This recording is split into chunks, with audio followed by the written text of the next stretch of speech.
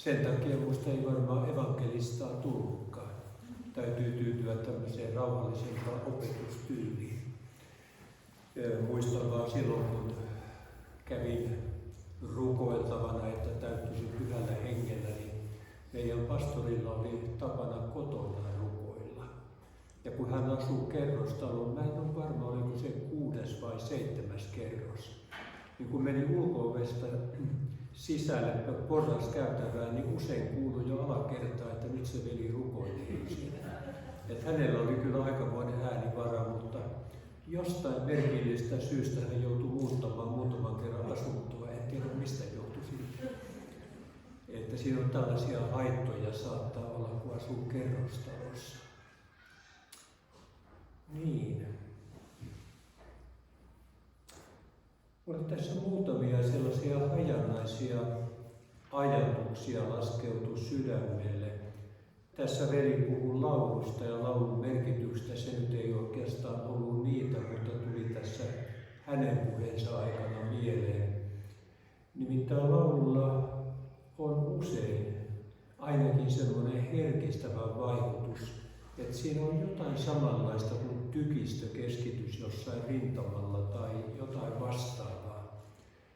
Mä olin silloin aikanaan, mä oon kertonutkin, että mä asuin Domus Akademikassa. Se on tämmöinen Hietaniemen kadulla Helsingissä oleva 4 kerrostalon semmoinen yhteisö, mikä on täynnä opiskelijoita.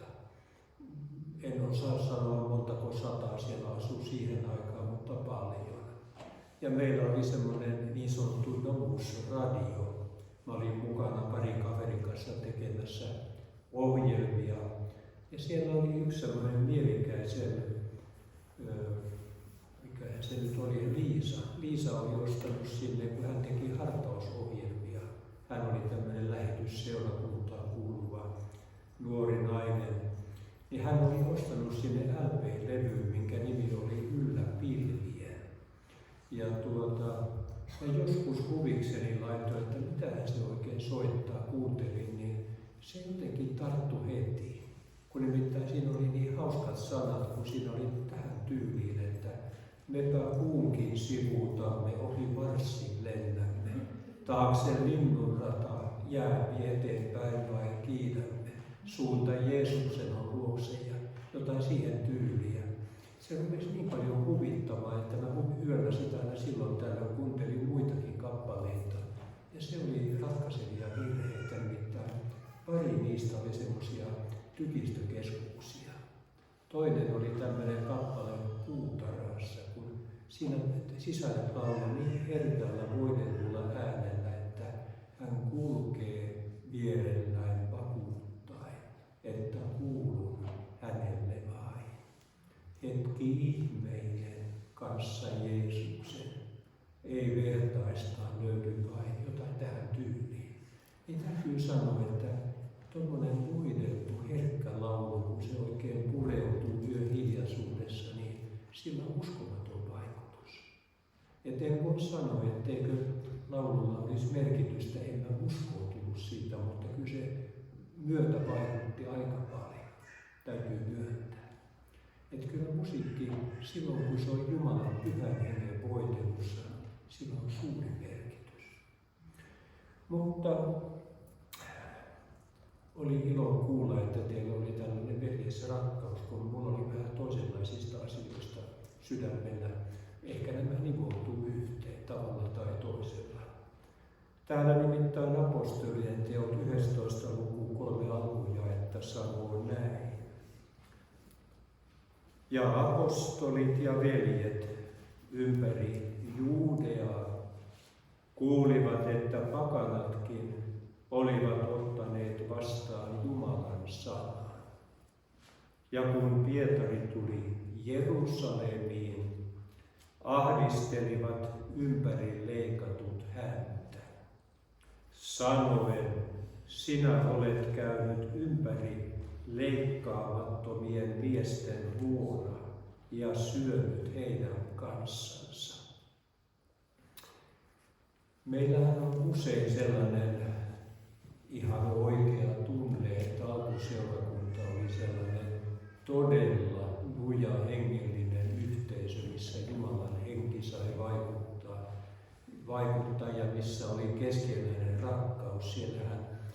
Puhutaan jopa, että ihmiset myivät maatilat ja omaisuudet ja toivat sinne apostolien jalkojen juureen. Kaikille jaettiin sen mukaan, mitä kukin tarvitsi. Se oli tämmöinen aivan käsittämätön yhteys, mikä siihen aikaan seurakunnassa uskovilla oli. Mutta huomaatteko yhden sellaisen asian, mihin me ihmiset ollaan hyvin taipuvaisia? Että me ollaan hyvin taipuvaisia tekemään tämmöisiä aika tiukkoja, jäykkiä sääntöjä, dogmeja, erilaisia oppeja ja semmoisia malleja, millä tavalla meidän tulee käyttäytyä. Niin oli täällä alkuseurakunnassakin. Nämähän oli juutalaisia. Kaikki alussa, ketkä tuli uskoon, oli taustaltaan juutalaisia. Ja juutalaisuudessa Mooseksen lain takia siellä on aika tarkkaan säädelty kaikki mahdolliset asiat. Jos mä nyt oikein muistan, niin juutalaiset laskevat, että laissa on 613 käskyä. Ja niistä on 365 käskyä, eli käsky jokaista vuoden päivää varten, näin ne sanovat. Ja 248 käskyä, mistä sanotaan jokaista ihmisen muuta varten. Tämä on semmoinen rappiininen sanonta. Mutta kuitenkin se Mooseksen laki sääteli elämän ihan jokaisen yksityiskohdan ja kaikki asiat. Ja Mooseksen lakia kunnioitettiin ja juutalaiset edelleen kunnioittaa hyvin syvästi. Mutta huomaatteko, että vaikka meille nämä tällaiset käskyt ja ohjeet on usein hyödyllisiä, tarpeellisia ja välttämättömiäkin, niin Jumala on jotain paljon enemmän kuin parhainkaan tämmöinen käskykokoelma. Ja tässä edellinen luku kertoo siitä, kun Pietari oli rukoilemassa, niin hän sai tällaisen ilmestyksen, missä laskettiin tällainen liina, minkä päällä oli kaikenlaisia matelevaisia eläimiä ja kaikkia saastaisia lintuja, kaikkea mahdollista.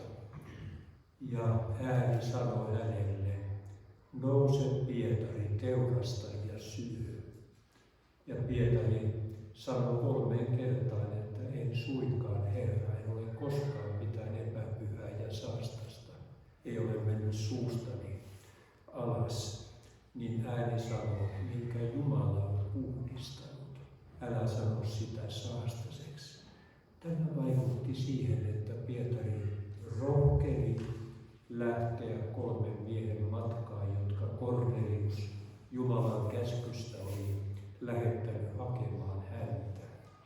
Ja kun hän meni sinne ei-juutalaisen miehen kotiin, se oli juutalaiselle miehelle täysin sopimaton sen aikaisen ajattelutyylin mukaan mennä ei-juutalaisen kotiin ja saada sieltä erilaisia huonoja, saastaisia vaikutteita. Näin mä luulen, että meillä uskovillakin tulee helposti tämmöinen, sanotaanko meidän seurakunnista tulee tämmöisiä pyhien keskittymiä ja me viihdytään hyvin sitten uskovien parissa ja mielellään kartetaan menemästä semmoisiin paikkoihin, missä voisi tulla huonoja vaikutelmia. Ja se on tietyissä rajoissa hyvä asia, koska ei meidän pidäkään saada huonoja vaikutelmia. Mutta siinä on yksi ero.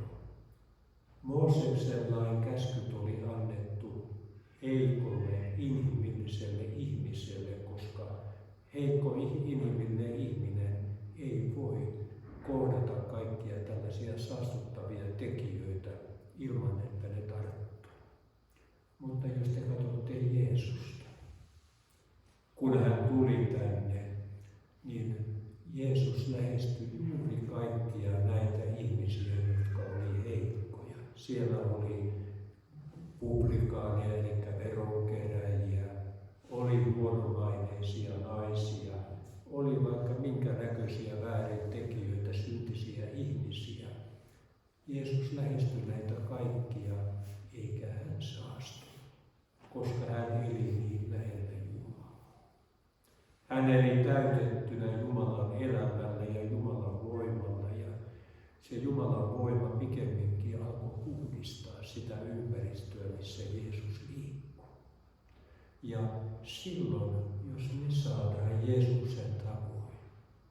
elää lähellä Jumalaa, niin ei meidän tarvitse silloin pelätä sitä, että me saastutaan, kun me lähestytään jumalattomia ihmisiä, vaan pikemminkin Jumala lähettää meidät, jotta hän voi viedä oman rakkautensa, oman hyvyytensä, oman pelastavan voimansa sinne, missä sitä oikeasti tarvitaan.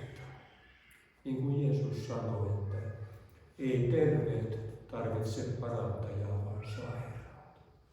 En tullut kutsumaan hurskaita, vaan jumalattomia parannukseen tai syntisiä parannukseen.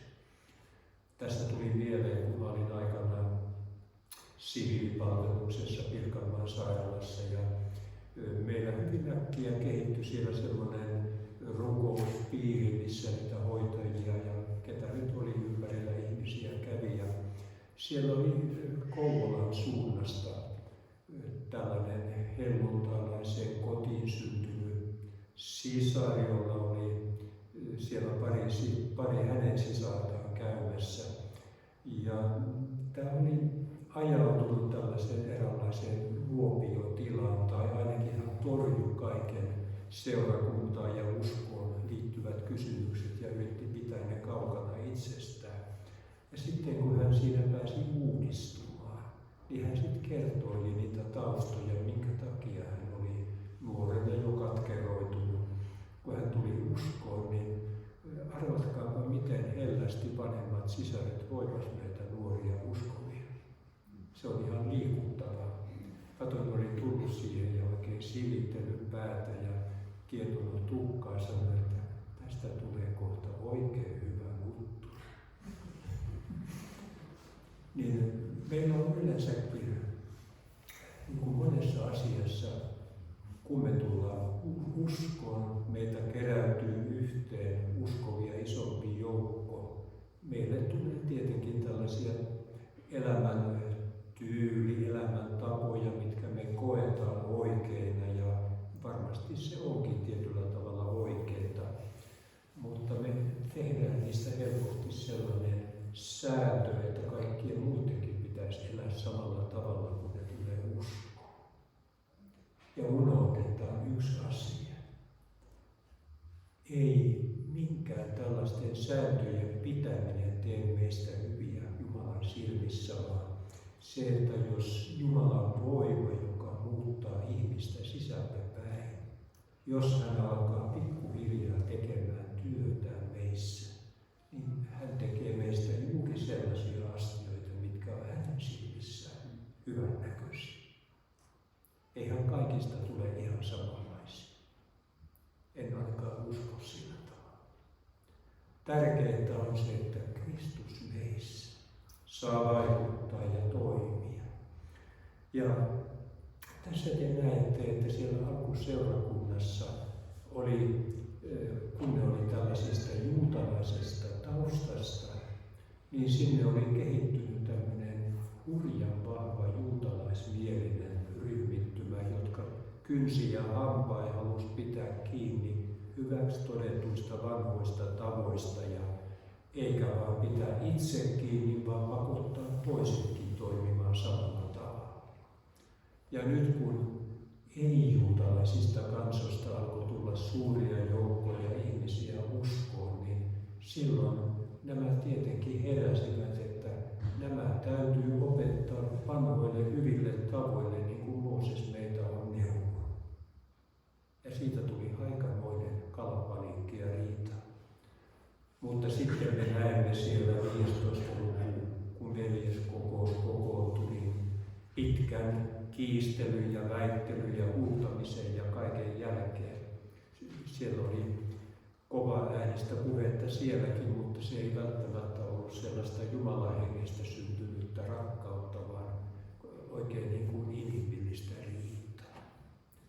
Niin veljet kuitenkin antoivat tämän päätöksen, että pakanoista kääntyneille laitettiin tiettyjä asioita välttämättömiksi. Välttää verta ja lihaa, josta ei ole veri laskettu ja haureutta ja niin kuin tämän tyyppisiä asioita. Tässä voi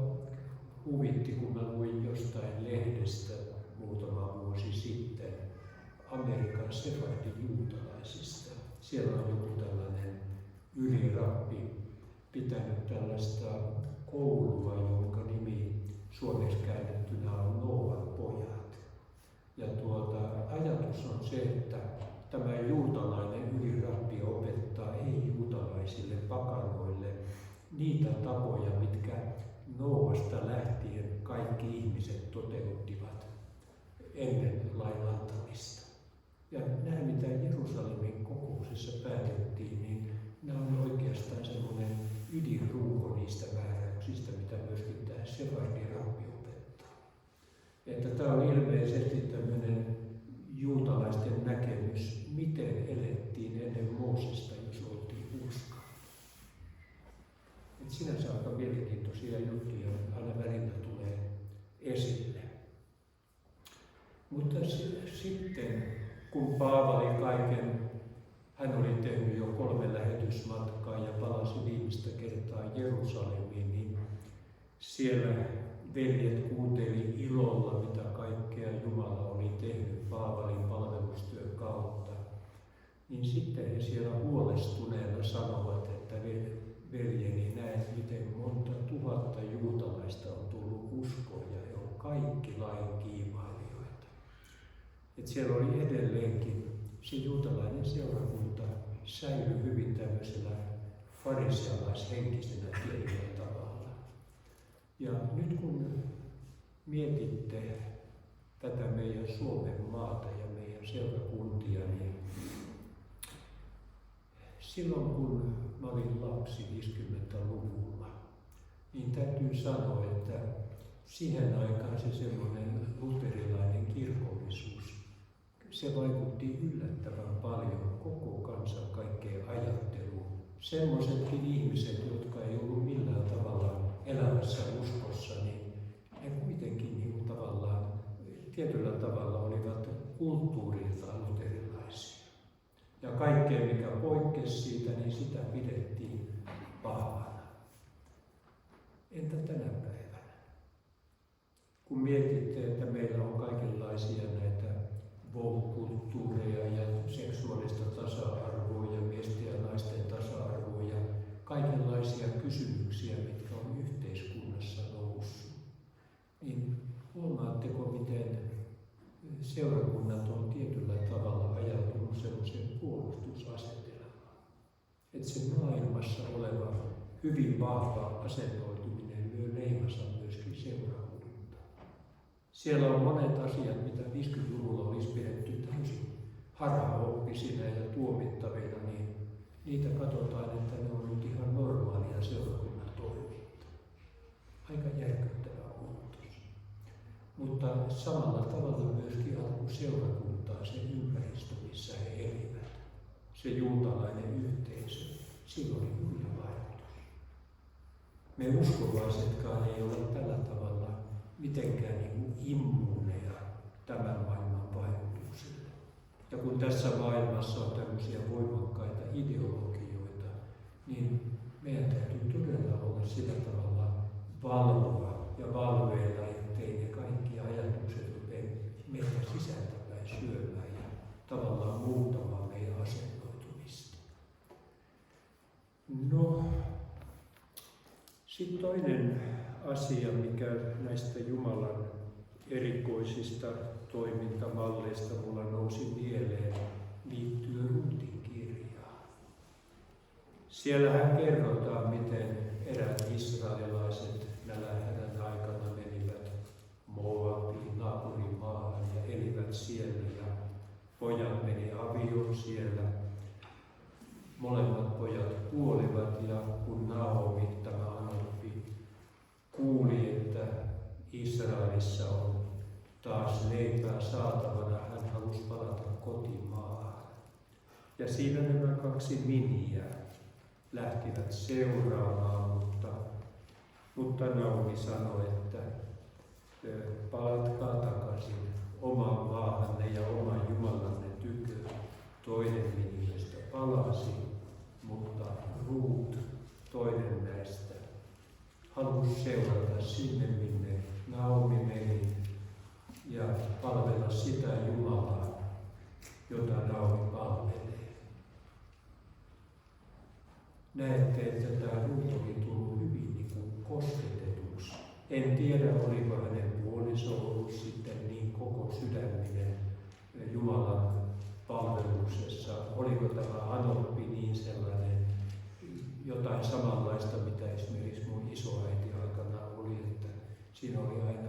niin suuri vaikutus, että kun mä kesällä olin siellä isovanhempien luona ja jouduin seuraamaan sitä, häntä kutsuttiin mammaksi, Vaavuskahan se olisi periaatteessa ollut karjalan kielellä, mutta mammaksi me sanottiin, kun siihen Vaavu-sanaan liittyy semmoinen ajatus vanhasta akasta, niin hän ei tykännyt siitä.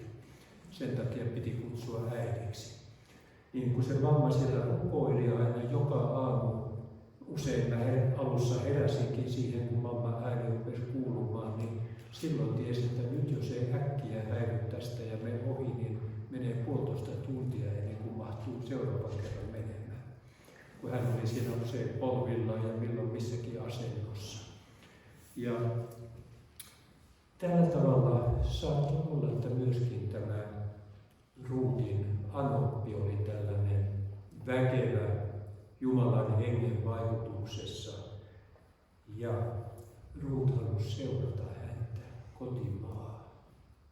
Ja näette sitten, kun luette tämän kirjan läpi, niin miten siellä hän ensinnäkin poimii tähkäpäitä siellä Booksen palvelijoiden seassa kuivatantereella.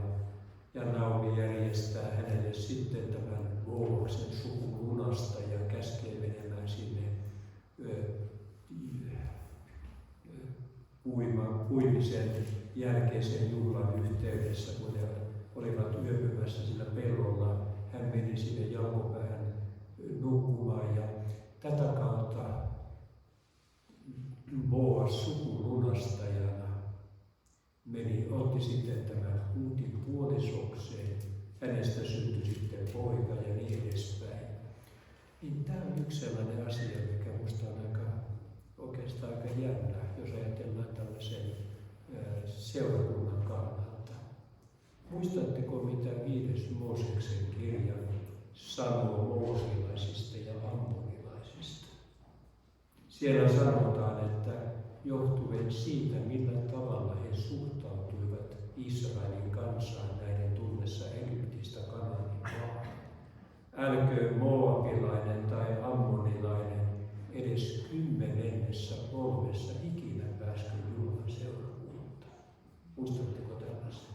5. Mooseksen kirja, muistaakseni 23. luku ja olisiko 3. jae tai niin paikkeilla. Niin tämä on aika jännä. Boas otti tällaisen moabilaisen tytön puolisuutta tavallaan niin sukulunastajana ja synnytti pojan, josta tuli Daavidin isoisä. Ja kuitenkaan lain mukaan edes 10 polvessa ei olisi pitänyt päästä Jumalan seurakuntaan. Huomaatte, miten Jumala on yli kaikkien sellaisten ajatusten, mitä me joskus pidetään tavallaan sopivana. Lain mukaan asia oli näin, mutta Jumala näki jotain paljon syvällisempää ja näki varmasti tämän Ruutin kokonainen sen sielun elämän ja sisäisen muutoksen ja sen rakkauden, mikä Ruutissa oli syntynyt sekä Anoppia, omaa puolisoaan, että Israelin Jumalaa kohtaan. Ja kun me näin ajatellaan, niin meidän täytyy ennen kaikkea pyrkiä lähelle Jumalaa, lähelle Jeesusta, lähelle Jumalan pyhän hengen vaikutusta, jotta me voitaisiin elää sellaista elämää, missä semmoinen Jumalan lämpö ja Jumalan rakkaus vaikuttaa ympäristöön. Mutta jos me aletaan tehdä tällaisia ikään kuin sääntökokoelmia ja elää niiden mukaan ja pakottaa toisetkin, niin silloin tapahtuu kyllä kuivettuminen. Tämän tyyppisiä asioita voi tällä kertaa.